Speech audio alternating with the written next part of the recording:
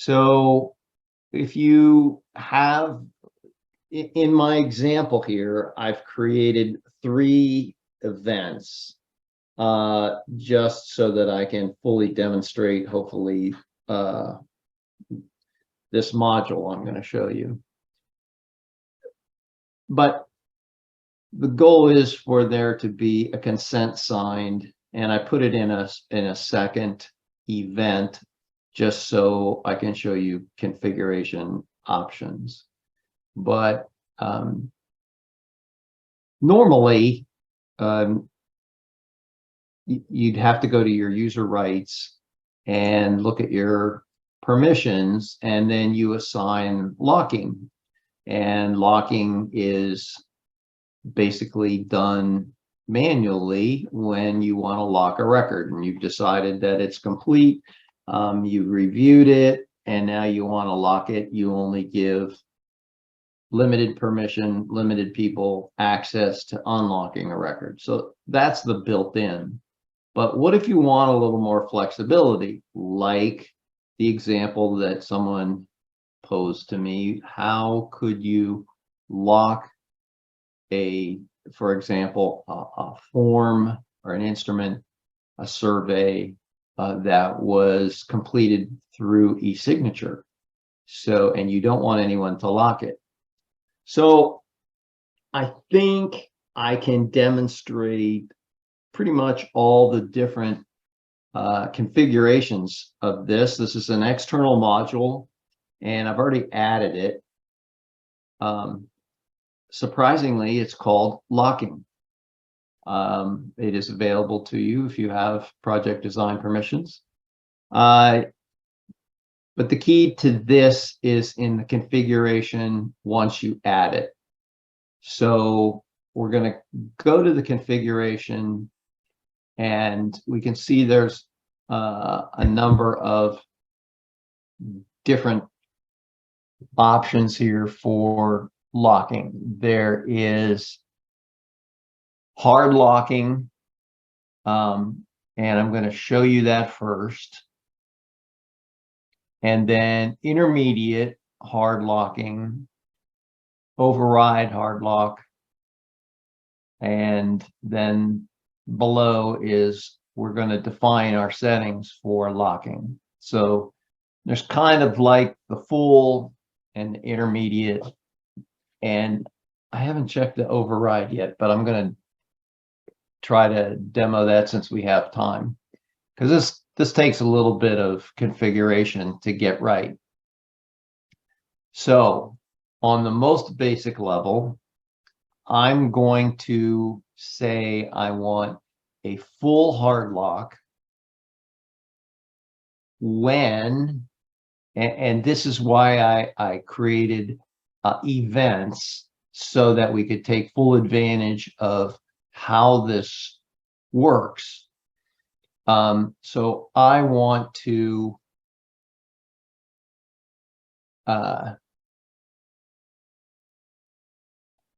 get an instrument.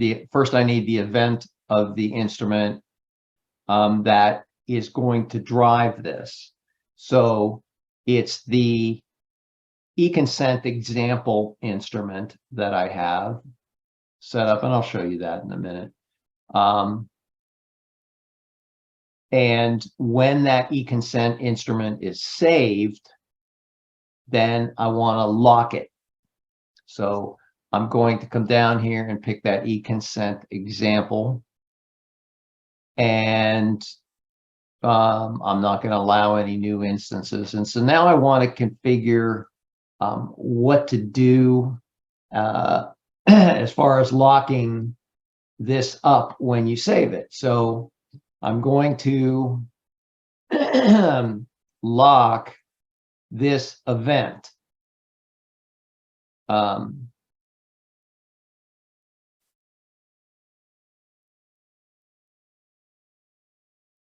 Okay, event. Oh.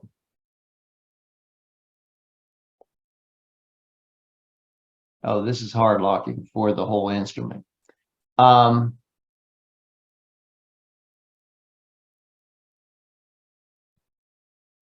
All right, let's just see what this looks like so that you know. So I'm going to lock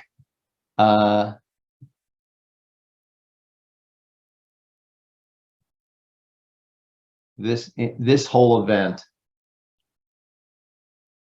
I wonder why it's not showing up here after all of this time of trying to get ready for this. Let's just see what happens when I save something here. So I'm going to save this. I thought so. Something's weird here. I'm going to cancel this out and start again. Terry, Hello? Terry, Yeah. is your e-consent an instance? Is it a repeat form? No. Well, okay. All right, let's try this hard lock again. So I'm going to pick the event of the saved instrument. I'm going to pick that e-consent example, and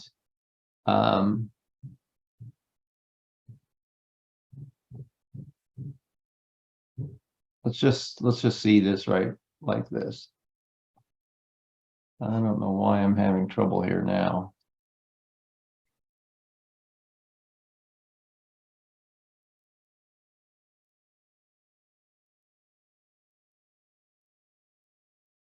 How about I disable this, although I'm not sure that that'll help, and then bring it back in again. So let's enable this, start from scratch.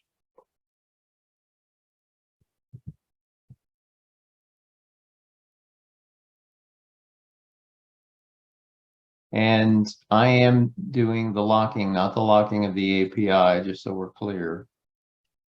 So I've got this. Let's see what happens when I come into configure.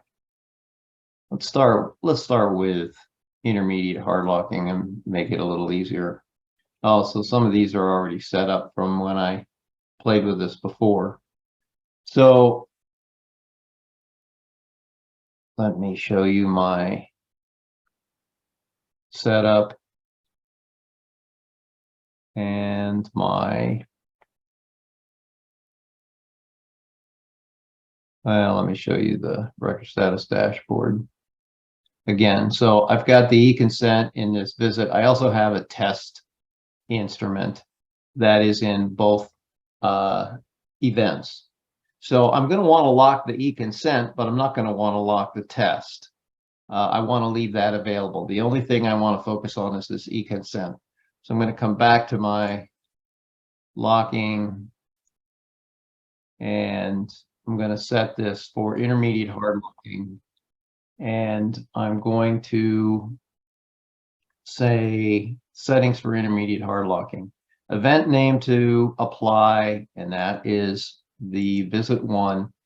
The form exempt from intermediate lock is test, and define the settings for locking. So when I do that, the saved instrument is going to be that e-consent example, which I showed you. And basically, I'm going to lock this event when the instrument is saved, but I don't want to lock the test instrument. So I'm going to save that, and then I'll come back to my record status dashboard, and then let's run through an e-consent here. So it has to be a survey. So I'm going to come in here. Here's your consent text. You're going to add a signature, save the signature, run through your e-consent, and get out of here. Now I'm going to see that I have locked my e-consent, but I have not locked my test. Okay, which was the goal, so that as soon as this is locked, it's locked away. And this is, even though it says intermediate, this is hard locked for this e-consent. If you click on intermediate or edit response, there's no option to unlock this. So if you get yourself into this situation, there's a couple workarounds, but I just want to point out that this meets the goal of locking away something when it's signed. You don't have to worry about somebody, and I don't have, in the user rights, nobody has locking or unlocking permissions, because this isn't driven by what's in the user rights. And the fact that I have, even if I were to give myself locking and unlocking permissions, and I go back to my record and open this up, I still have no ability to unlock it. It's grayed out, it's locked. The only way you can do anything with this is if you open up the record ID or the record homepage for the record. You can delete the whole event, all the data in that event, using the relatively new delete all data on event option down here, and start from scratch. If you do that, you can delete all the data in the event. Oh yeah, it's hard locked. I'm sorry, you can't even do that. You can't even delete the data that's in there, which is great. That was the goal of the whole thing, lock it down. But if you come back to your module and we play with the configuration a little more,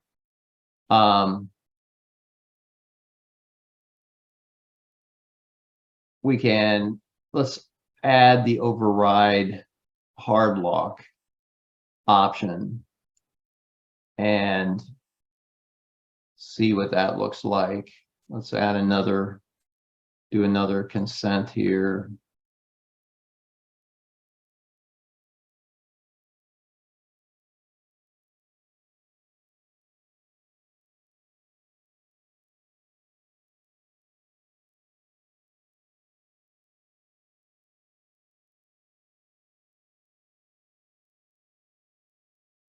And we have it locked. If I open it up, I now have an unlock form option. So if I edit my response, unlock the form, be sure you wish to unlock it. Now you can do that. So that's a configuration option if you want to be able to edit these. So I'm going to come back to my module here. One of the other things that I was thinking of, so it might be kind of neat if, along with locking the consent instrument, you went ahead and locked the screening form too, because whatever data is in there, you want to lock away. And this is, again, just an example, but if I add an instrument here for locking, I can save the screening form in that, and I could lock the whole event, but I'm going to pass on that for the moment and see how this looks. Oops. Go back here a second. I know what I need to do here. It wants one of these, so I think I can get away with just that. No.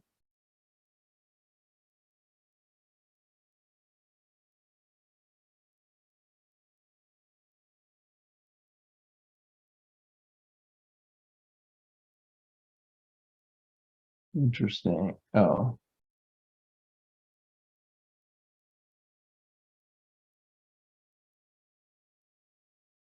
Yeah, I think that'll do it. Yep. Okay, so now I'm going to come back to my record status dashboard and we'll take the next one. Open it as a survey.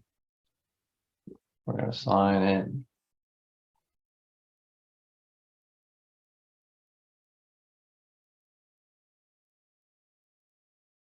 Verify it, submit it.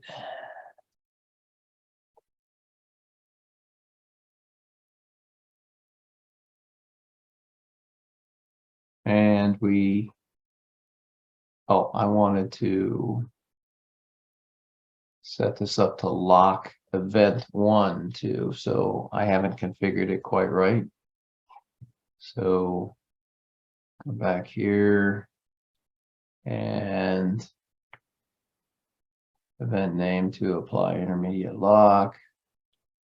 I think this is where I want arm1 screening form. That and consent example.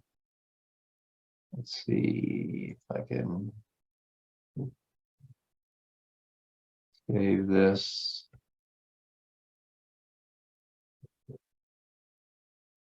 Saving instrument should not be defined. Saving instrument. Exempt from intermediate lock. Exempt from intermediate lock. Oh. No, I don't want that.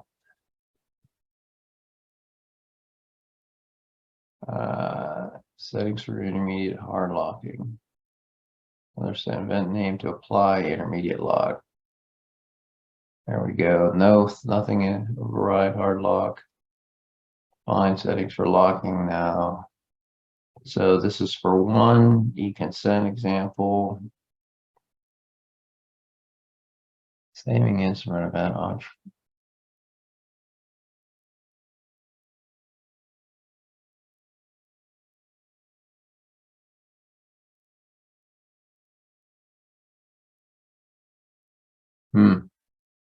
Sorry. Event name to apply intermediate lock. Arm1. Nothing is exempt. Let's just leave that off for the moment. Saved instruments. Do you have to define the settings for locking? Right there. I don't know. I shouldn't really have to, but that is I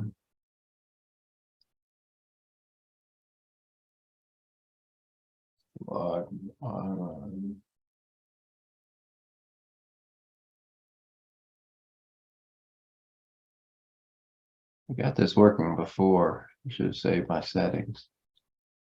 Nothing is exempt here. So settings for hard lock. Arm1.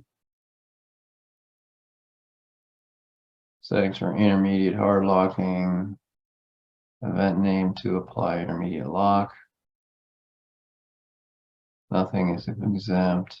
Well, I don't need the same thing again.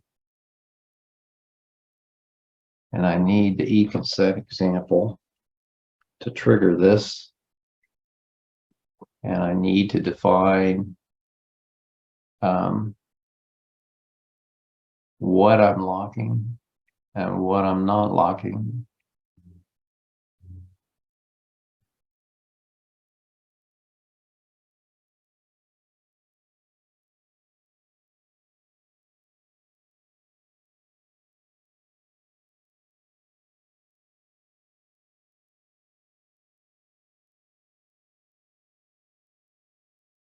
Oh, I think this is what I did. All right. Let's try again. So we've got here, open our survey.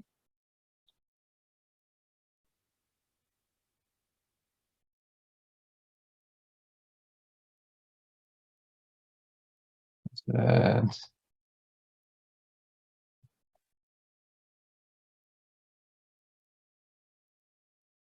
And there we go. Now we've locked the screening form.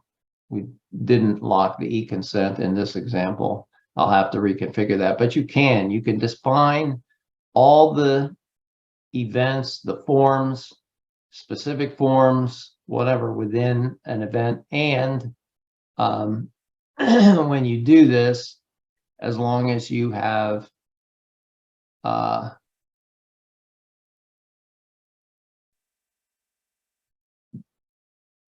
included in your configuration that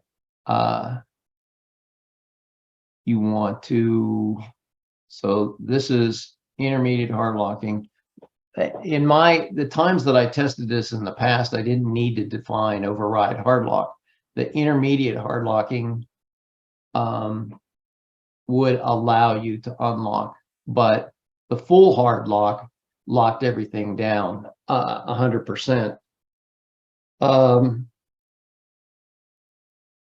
But if you change the settings in this, then it will, in my testing, it will allow you to go back. If you had hard locked previously and you changed it to intermediate locking, it will allow you then to unlock something that you had saved previously.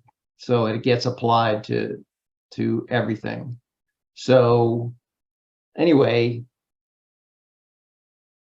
this is the locking module. It allows you to lock an e-consent as soon as it's signed. And the question was, can it be used in place of read only for an entire instrument? Definitely, because the question that had been asked, and this again was, I don't know, maybe a month or two ago, because I made a note, but I didn't let it get away because I wanted to be able to know for myself whether you could lock a consent as soon as it was signed. Then, but I never had time to get back to look, so I took the time this morning because I was afraid that we would have time to spare, and we haven't demonstrated anything new for a while, which is on me. So I thought I'd check this one out. I had it on my list of things to do anyway, to check out. So Tanya stuck in the chat. She was just able to do both a hard lock and unlock on an instrument. So you can do it on an instrument level basis. You can, if you apply it to the event, which I think is necessary, you can then opt out those instruments that you don't want to lock down from within the event. So it's very configurable, and any shortcomings that I demonstrated were because of me, not because of the module, because I played around with it a lot, and it took me a while to sort of get the configuration right. But once I did, I could do anything that, I wanted. So no questions?